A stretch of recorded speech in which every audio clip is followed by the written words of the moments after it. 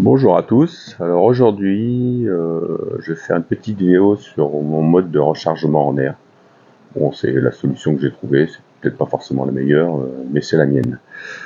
Alors, c'est un compresseur double cylindre Tuxing. J'ai acheté l'année dernière lors des grosses promos du 11-11 sur AliExpress. Mais par contre, j'ai choisi un entrepôt en Europe pour pas payer la TVA, ce qui était quand même assez intéressant. Donc c'est deux cylindres, à gauche le normal, à droite le haute pression, refroidi par eau, méthode classique avec une pompe d'aquarium,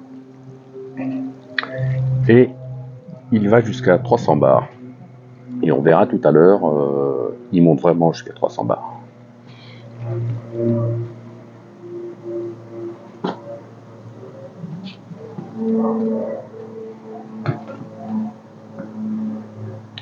Il est dans un châssis, ce qui est assez pratique pour le transport, malgré le poids, il fait plus de 30 kg, hein, donc on ne se trimballe pas comme ça non plus, avec vite fait. Mais c'est assez pratique. Quand je l'utilise à l'intérieur, j'ai un tapis de machine à laver anti-vibration que je mets en dessous, mais voilà, à l'extérieur, ça ne devrait pas être nécessaire.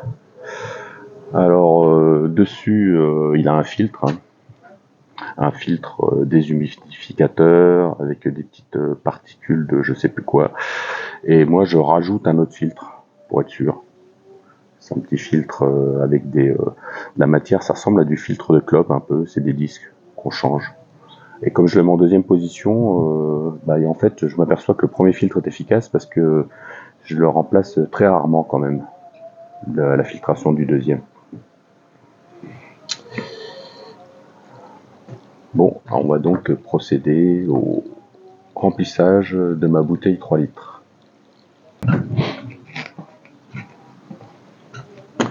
Donc le refroidissement est branché, la pompe tourne. Je vais procéder au raccordement avec ma bouteille.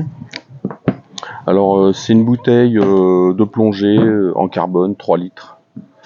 Pareil, j'ai profité du 11-11 sur AliExpress pour l'acheter l'année dernière.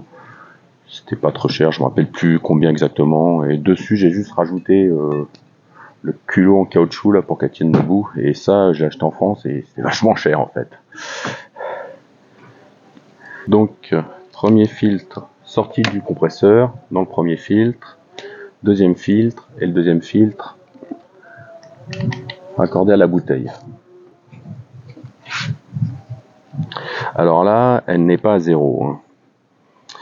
Il reste encore un peu de pression. On va essayer de filmer ça.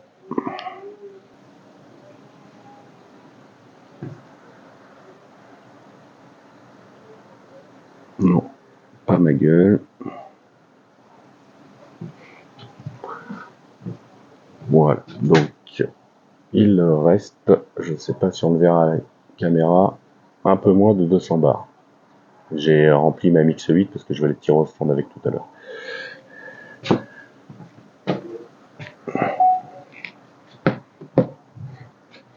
Donc tout est embranché, la bouteille est fermée. Il n'y a plus qu'à démarrer le truc. Alors ça fait du bruit, hein, donc je pense que je réduirai le volume sonore sur la partie où le compresseur gonfle parce que voilà. Sinon ça va être pénible. Allez, c'est parti.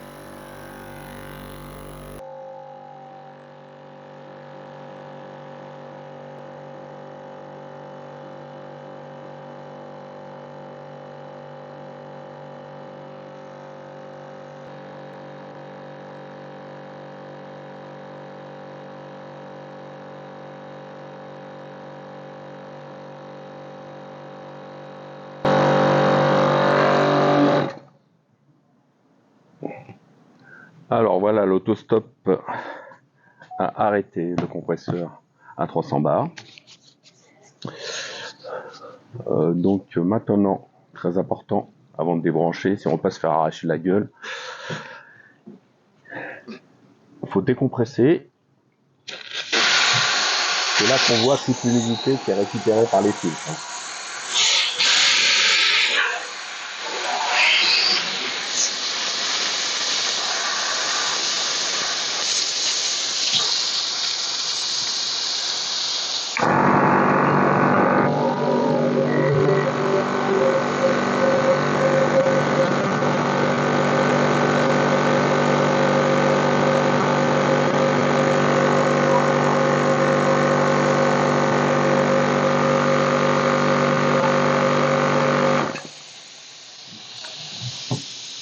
Alors je le fais tourner volontairement un petit peu une fois que les purs sont ouvertes pour vraiment expulser tout ce qu'il y a dans les filtres. Et on voit bien là toute la flotte. Il n'y aurait pas les filtres, tout ça, ça serait dans le régulateur de la carabine.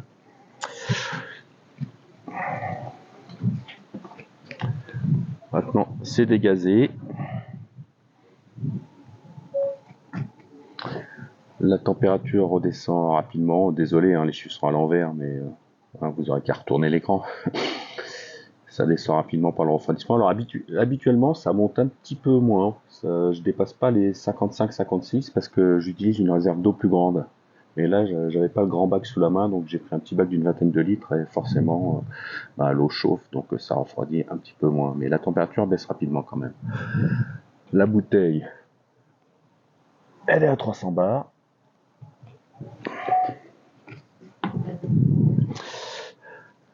Plus qu'à la débrancher maintenant que c'est dégazé.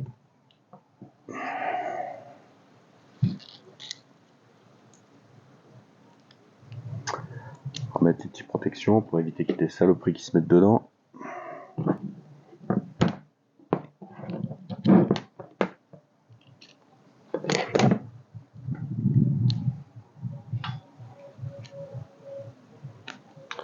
Et pour constater qu'en utilisant deux filtres, à la fin du deuxième, il n'y a vraiment aucune trace d'humidité. Hein. C'est vraiment sec.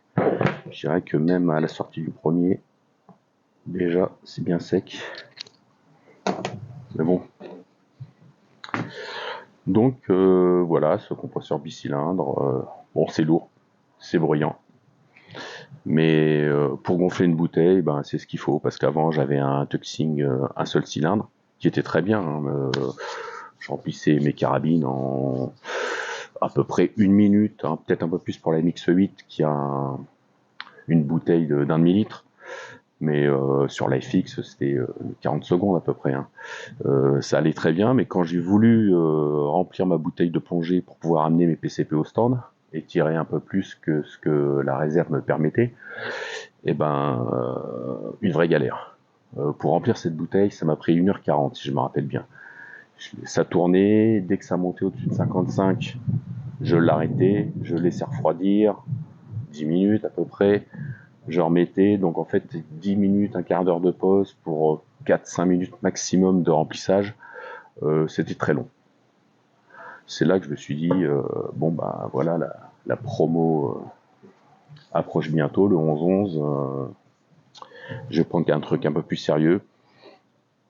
Il a mis un petit bout de temps à arriver quand même, hein, 35-40 jours. Pourtant, il venait d'un entrepôt situé en République tchèque. Mais bon, c'est comme ça, apparemment, ils l'ont vendu, mais ils l'avaient pas en stock. Mais j'ai pas payé la TVA dessus. Mes revenus, si je me rappelle bien, c'était l'année dernière à 620 €, il me semble.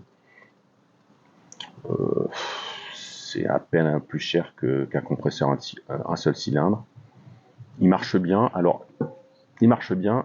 J'ai eu une couille. En fait, à la deuxième ou troisième utilisation, je me suis aperçu que la pression montait plus et que la température chutait. J'étais plus à 50-55, j'étais retombé à 25-30. Donc là, problème. J'ai tout arrêté et je me suis aperçu qu'il y avait une petite fuite d'huile au niveau d'un des cylindres, le cylindre basse pression. Donc je me suis dit, joint de culasse, ça a dû péter, enfin le joint d'en base. Donc je l'ai laissé refroidir, j'ai démonté, le joint avait l'air bien, mais j'en ai quand même refait un dans du papier à joint, j'ai remonté avec de la pâte à joint haute température et haute pression. J'ai remonté, pareil, pas de pression et température qui monte pas. Donc je me suis dit, ah, forcément, la panne elle est sur le cylindre que j'ai pas démonté.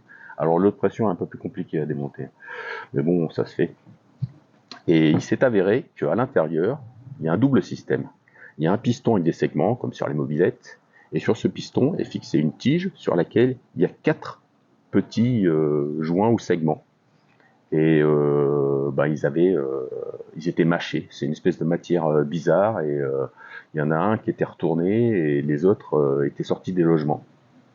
Donc je me suis dit, bah ça commence bien. J'en ai recommandé. Alors c'est pas cher, hein. Les 8, je les ai payés 9,50 €. Je les ai remontés, très facile à remonter parce qu'en fait l'embase des cylindres est fraisée en oblique, ce qui fait qu'il n'y a pas besoin de tenir les segments et tout pour les rentrer, ça va super bien. Je l'ai remonté et depuis comme ça il fonctionne. Donc j'ai toujours des segments de rechange au cas où ça repète. Maintenant je connais la panne, ça sera plus rapide parce que pour y accéder il faut un peu démonter tout le bâti, démonter le haut avec le refroidissement. Enfin, bon ça se fait, mais c'est juste un peu long. Bon, cette petite vidéo sur le remplissage de ma bouteille d'air et la présentation du compresseur est terminée. Mes carabines sont déjà chargées, hein, mes PCP, je les ai chargés avant. Donc j'ai plus qu'à aller au stand m'amuser. Salut à tous et puis à la prochaine.